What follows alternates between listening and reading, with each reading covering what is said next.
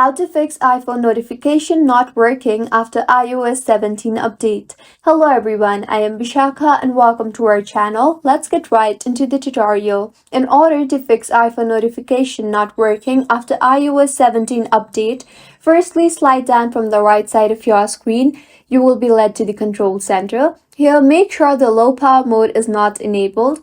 Also, make sure the do not disturb mode is not enabled either.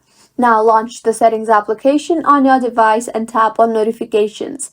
Scroll down and tap on the application you are not receiving notification from and make sure the Allow Notification toggle button for that particular application is toggled on.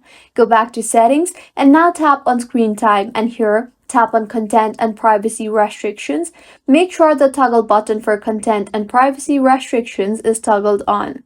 Now go ahead and reset all settings. In order to reset all settings in Settings itself, tap on General and scroll down and tap on Transfer or Reset iPhone, then on Reset and then on Reset All Settings.